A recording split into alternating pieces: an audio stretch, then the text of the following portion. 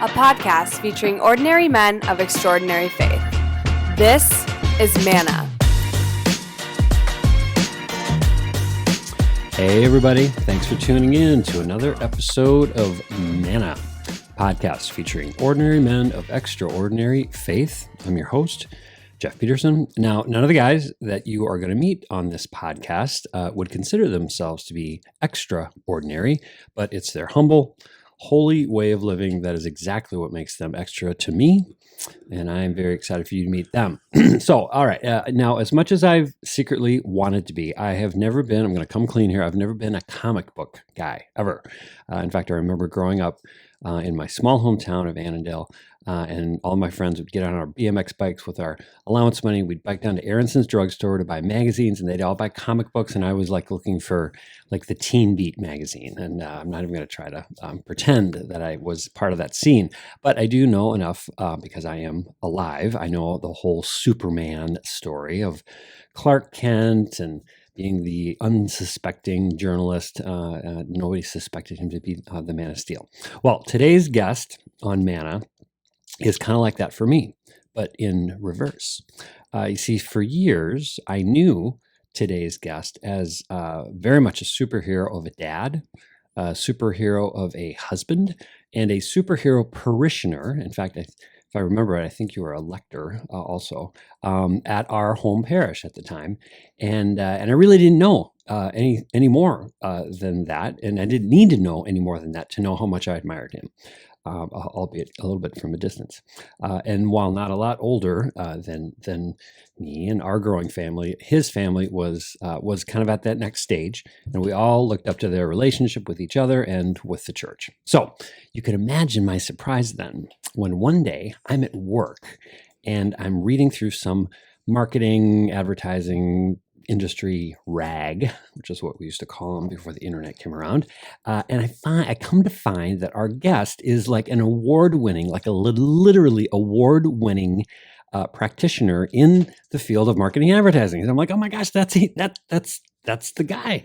And so we had, basically shared day jobs. He was much more accomplished than I. And so now I had a whole other layer of admiration that I could exact upon him. And we even worked at the same company at the beginnings of our careers. He was there before I was. Anyway, all of the stuff that I did not know about because I only knew really the most important thing about him, which was all of those superhero things that I said. And I would have never made this connection if I wouldn't have read about it because, and this is kind of the main reason for my introduction here, is that I had to read about his name and lights because his humility, his other-centeredness would have never let me catch a glimpse of this side of him. So I had to go read about it like everybody else had to read about it. So anyway, that made me admire him even more. So, and after a long career of working for the man in a variety of increasingly impressive roles, he also found time to launch his own business towards the end of his career, which happened to be a tap room and a little brewery, which if we were smart, we'd be doing the podcast there. Didn't think of that until later. But in any event, very excited for you all to meet today's Manna man, Mr. Steve Hayes. Hey, Steve. Hey, Jeff. How are you? I'm great. Thanks for making it out to the spacious Manna Studios here. The Prince Studios. Exactly. There'll be a tour after admission, but hey, it's really great to have you. Great to have you on the show. And do you remember the award that I'm referring to back in the day, or were there so many? Oh yeah, let me see. I know that there was one award I received from the Archdiocese, which you may or may not know about. That was a Leading with Faith award. That was like 10 or 15 years ago. And that's the only one that I can think about. I can't think of which one sort of... Maybe that was the one that, because I remember it had something to do with advertising or marketing. And maybe it was like, because I know you spent a lot of time throughout your career doing a lot of basically like volunteering a lot of your professional work and skills and talents to the church and to other nonprofits. Maybe that was it. Yeah, that was probably it. Well, it was very impressive. How did you end up getting into like the whole advertising marketing thing? Was that always kind of a thing? Well, it's kind of funny. It's like I kept running away from it. I in high school I wrote a paper on advertising. I thought that's what I wanted to do, and Mhm. I started in college with that as a major. And then I thought, oh, that's too impractical. I can't get a job with that. So I switched, and then I went about my work life, and I went back and got an MBA, and came out with an offer from General Mills and Leo Burnett. And I, again, talked myself out of advertising. I went Mhm. with the General Mills offer. And then about 4 or 5 years later, I thought, well, geez, I better try this advertising before I, hit my grave. And so I tried it kind of late in life and just loved it, and Yeah. was in client service, different roles, but it was just a perfect fit for me. That's cool. That's cool. Well, you also have, throughout your professional life, continue to, accomplish and lead and, get progressively, higher and higher on the mountain. And then I also know on the, from the sort of church activity life, you are now, I think, unless, and maybe this is now past, but you, basically, not that you have to work your way up to this, but you're a trustee, That is correct. which Yeah. is a big deal. It's kind of like the top of the mountain when it I'm, comes to church. I'm on the board. You're on the board. You're on the board. So that's got to be kind of cool. Now, has church? It's obviously been a really big part of the Hayes family. Was that a big part of your own upbringing growing up?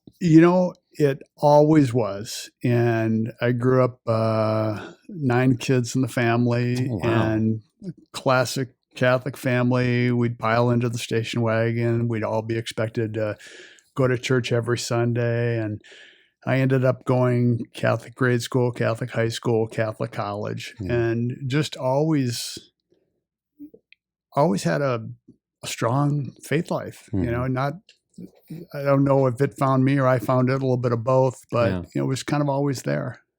Did you were as you did, and did all of your siblings also go through Catholic school? The whole thing was kind of en No, kind masse? of a mixed bag. Okay. Okay. Some did, some didn't. Yeah. I think I got more Catholic education than any of them probably. Do you remember? So obviously, your folks, I'm sure, were huge influences. How about were there any role models along the way that or let me ask it this way: growing up, who was like the earliest, maybe role model guy, especially that you can kind of remember being somebody that made a real impact on you in your faith life? Well, there's clearly one person that stands apart from the rest, and he is a priest in Detroit area. His name is Jim Mayworm, Father Jim Mayworm, and he was a newly ordained priest, and he came out to our church when I was in 6th grade, and was an altar boy then for a number of years. And somewhere in there, we just kind of befriended each other, and I would hang out at the rectory with him and the Yeah. pastor watching TV, and we would kind of just go do stuff. And this was kind of at a time where we could do that, Yeah. and Yeah. and nobody asked too many questions. But and then as I got into high school, he became a great sounding board for me as I had doubts about my faith and about different parts of Catholicism or whatever. And that just sort of grew. And then I got into college, and it was a little closer to a peer-to-peer relationship. And then it just kind of evolved. And he is at the age of, let's see if I have this right, 82. He's still practicing, still a pastor in the suburbs of Detroit, and we're great friends. He came Cool. out and married Maureen and I about 35 years ago, and he's just been a continuous spiritual presence that I carry with me always. Yeah. Did you ever, with such a close, kind of mentor / friend who was on that path, did you ever think of that for yourself? I mean, was that Twice. okay? Yeah, there were 2 moments of discernment for me. One was in high school, where I actually visited the seminary. This is when men were going to seminary in high school, and I just decided it wasn't for me.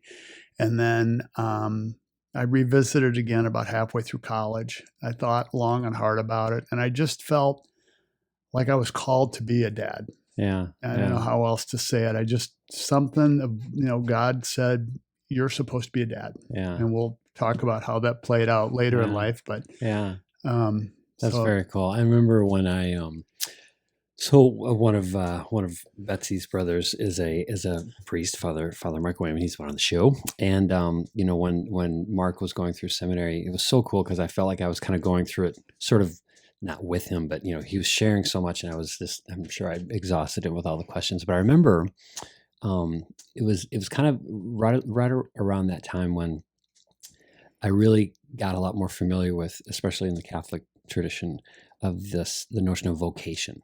Because I had always associated the word vocation to, just it's a job, so, you can be a plumber or an electrician or a firefighter. That's your vocation. And that, in fact, I think growing up, we had a class, it was a VOTech class. It was vocational technologies. And then going through, and kind of going through the process with Mark and doing a lot of reading, just the thinking of vocation and really recognizing that vocation is,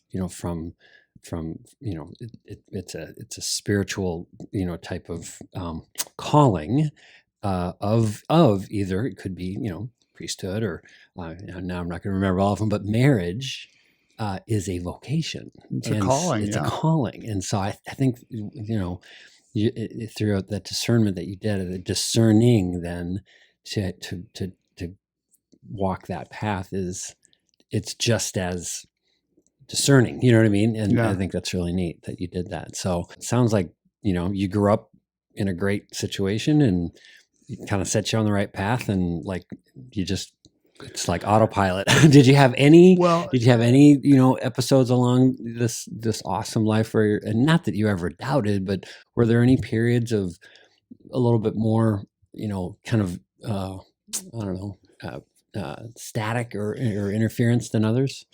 Well, I'd say there was a moment where there was a really dark period, and that was, so I kind of marched off to college and come from a big family, and I thought, I'll meet my wife in college, we'll get married and have kids and ride off into the sunset. Yeah. And then I got out of college and said, I'm going to meet my wife and we'll da-da-da. And I'm going to meet my wife. Well, I went to college. I worked for 5 years. I went to graduate school for 2 years. And so now I'm late 20s and still no wife and no riding off into the sunset. And so I was 30 or 31 at the time.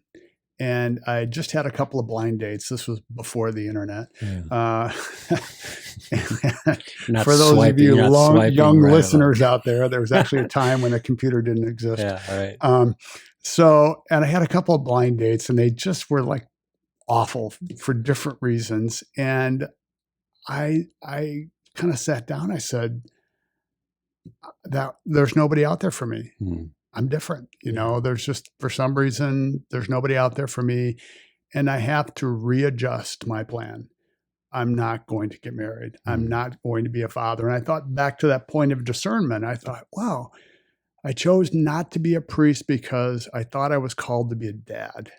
And now it's not happened. Yeah. Not like it's not happening. It's like it's not happened. And I was convinced the time had passed and that I was going to have to get used to the idea of being single, which is really different and difficult for somebody who comes from a big family and thought they'd have a family. And that was, really tough. And then, within 3 or 6 months of that, I started dating Mo. And on the second date, it was like, well, I know I love her, but I know I can't tell her that after the second date. So we'll just kind of wait this one out. Wow, that's great. I mean, I'm sure it didn't feel great, but I think that is such a great story, though, about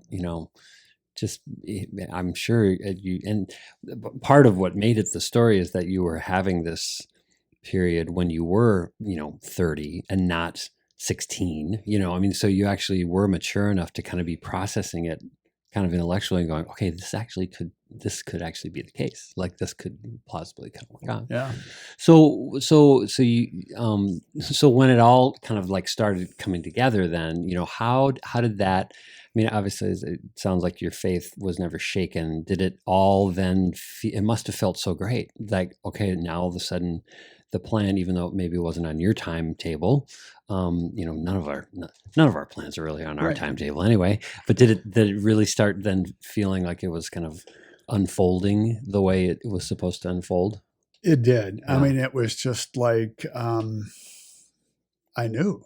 I mean, Mhm. Maureen was a lifetime Catholic, grew up in a small Irish Catholic town, Butte, Montana, went to Catholic high school, Catholic grade school, was a regular churchgoer like I was. And our faith lives were really important to each of us. Mhm. And that was pretty rare from what I had seen, from my years of dating or whatever, and that was a big part of the attraction as well. I'm sure. Yeah, and such a cliche to say, but it's like worth the wait. You know what I mean? I mean, Yeah. that's what I it mean, is. That was, when you're waiting, it's not like, oh, this is going to happen in 6 months, so I just have to wait. yeah, When you're sitting there saying this is never going to happen, yeah, where it was that, it felt different. yeah, yeah. One of the things that, as a family, so our family, like I mentioned in the intro, we're just not too far behind you, but we're a couple steps behind, and so we have the great luxury of watching families like yours kind of pave the way for us and all of our young girls at the time. And the seeing how devoted your entire family was to be attending mass and coming to church was so great. And with your son Brett, who's got some developmental challenges, I think, and as a dad myself, I looked at the two things. One is obviously the unconditional love that you and Mo both obviously have for your son, but the example that Brett gave to other kids, other young people, like ours, being there every Sunday and being, engaged, it was so cool. And, I'm sure, as a parent, there have been myriad emotions and challenges and joys that have gone with that. But, how important has your faith been as you've grown and as Brett has grown and as he's been an example, really, I think, of Christ's love for all of us is, he's given you that opportunity to exercise that and others, toward Brett and Brett towards others. I think I'd ask the question differently. It's not how important has my faith been, it's how important has Brett been to my faith. And just a quick background. So Brett has significant developmental and intellectual delays. He can't talk. He doesn't sign, so he doesn't communicate in any way, shape, or form. I shouldn't say in any way, shape, or form, but he doesn't really communicate. He's kind of like a toddler in an adult's body. So that was the challenge, but it just revealed itself to us very quickly that Brett is, our platform to publicly witness our faith. And all we can do is love Brett. And if the world is watching, great. And if they're not, that's great too. We're still loving Brett. Yeah. And it, being an individual that would stand up in mass and make noises during the quiet parts of the mass and things like that, there's a part of you that's a little embarrassed as a parent by that. But that this is God's way of humbling you a little bit, and changing your perspective on the world and on people. So it's just, at the end of the day, I was thinking about this ahead of time, and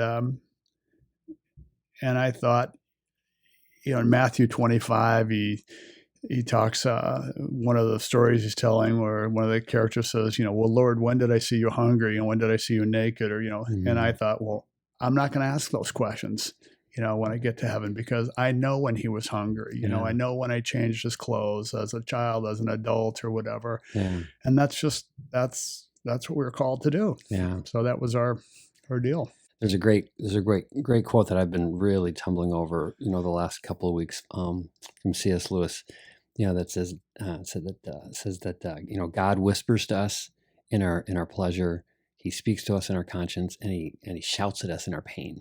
Uh-huh. And a lot of times, I think when outsiders see, families like yourself, going through what you're going through, that's an example of God shouting, because it's painful, because it's hard.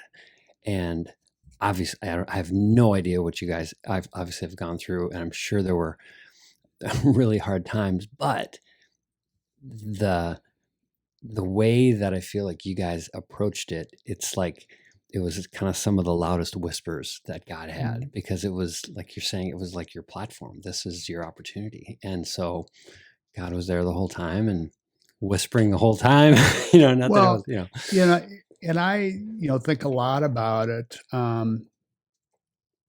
We're all called to do a lot of things. Evangelization is one of those. And I always felt like Brett's our evangelization tool. Mm-hmm. And he touched so many people along the way, so many people, way more than we could ever have done on our own. So we were just there to facilitate him, basically. You're like his changing agent. lives. Yeah, kind of. Well, he did a great job, and then again, you guys did as well. So, hey, we are already at our fun segment, and I'm always a little self-conscious when we get to this, especially when I'm talking to actual marketing pros like yourself, that we should have a better brand for this section of the show. But it's basically we started with fun segment, and we just kept it. So, same 3 questions that we ask every guest, and now the only added burden for you, because you're creative, is that we expect really, really well thought through answers and things that are going to send everybody off on the right path. So, fun segment question number 1. If Jesus knocked on your door tomorrow and just wanted to hang out for the day, you got a whole day with him, what are you going to do with Jesus? Well, since you gave me the questions ahead of time, I'm prepared. And there's 3 things I want to do with Jesus. The first thing I want to do is grab my wife, Mo, and head on over to see Brett, because I'd like Jesus to translate our conversation. We've never had a conversation with him, and rather than wait till we get to heaven, we could do it that day when Jesus is here. So that would be a special day for us. Then we get done with that visit. Want to go visit the sick. I've got some friends that have cancer and chronic pain and other things, and I want to tell them ahead of time, if you can only touch his cloak, you'll be healed. So I want to give them a chance to touch his cloak and maybe get some healing in there. And then the last thing I want to do is bring them home and just do some cooking. We're going to make a big loaf of sourdough bread and a pot of soup, and we're going to break bread as a family with Jesus. Oh, my gosh. So that would be my ideal day. Dang, that is all right. So the gauntlet has been dropped. It's taken us 5 seasons, and we finally have one. So no offense to any of the prior guests, but all right, guys, seriously, that's how you prepare for a question. That is awesome. I want to be part of all of that. That's great. I should have put time blocks on it too. What's it take to time to bake the bread and all that. You could have multitasked there. That's great. Oh, that's great. All right. Fun segment question number 2. So now you've set a really high bar for yourself here, Steve. All right. So fun segment question number 2. If you could go to church with one other guy, living or dead, famous or not, you can know him, you don't have to know him, but it just has to be a guy. Who are you going to go to church with? Well, so what I learned from the few podcasts that I did listen to is that occasionally a speaker breaks the rules. Yes. Or bends the rules. Bends the rules. Yes. Yeah. We allow that. So I assumed when you said church with any guy that was the colloquial guy. So that was any other person. Okay, you're really bending the rules. All right, proceed. So I'm going to go to church with my mom. Okay. And my mom passed away when I was 32 years old. And I, went away to college, and then I moved away and worked for a number of years, and then I went to graduate school, and then I moved away. So basically, I didn't have much of a constant presence with her since high school. Mm. And there's so many questions that never got asked, so they could never get answered. So I'd love to share the experience of Eucharist with her, and then go to coffee and donuts after Mass and just visit. Yeah. All right. Only because that's a good answer. Am I going to let you off the hook? Because you totally broke the rules there, but whatever. But that's, I know this is kind of a guy platform, but I had to sneak a little. We're just breaking so many molds here, Steve. This is fun. Okay. Last question. If you could give one piece of advice to a younger man, a little bit further upstream, kind of catch him. Guy like you. Exactly. They're all younger when you're retired. Young buck like me. What would that one piece of advice be to just, give a younger guy just the confidence to live a life of faith, live a life like you've led, and just not be bashful, not question it. What would be that piece of advice? All right. So it's very simple. Don't be so hard on yourself. God loves you exactly where you are and exactly who you are. I was reading an article a week or two ago where the author was talking about how should we affirm our kids? Are they always right? Do they always do great? How do we sort of pat them on the back, and how much is too much?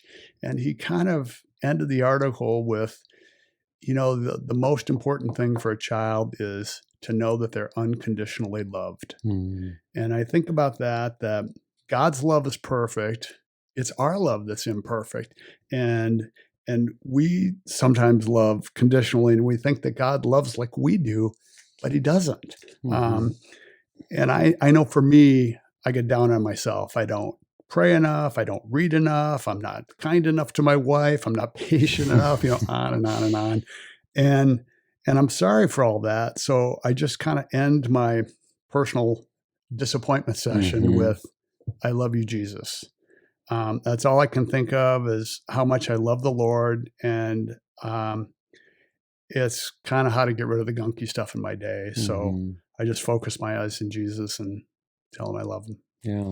And so I think if people just stop being so hard on themselves and figuring out all the things they're not doing in their relationship with Jesus or in their faith walk or in their prayer life, and just accept his love. Yeah, exactly. Oh, I love that so much. All right. Well, 3 for 3, Steve Hayes. And so you have officially set the standard for all of season 5 now. So let's just hope the rest of the guests can measure up. We should probably send everybody this episode in advance so they kind of can practice. But thank you so much. I do have to say that when you first asked me to do this, I was the classic non-responder because I thought I'm too ordinary. I have nothing to share. So I'm sure everyone will blow by me. To the contrary. Thank you so much, Steve Hayes, for being here. Thanks, Jeff. Thank you for listening to Manna. If you have any questions or recommendations for future guests, send them to mannapodcast@gmail.com.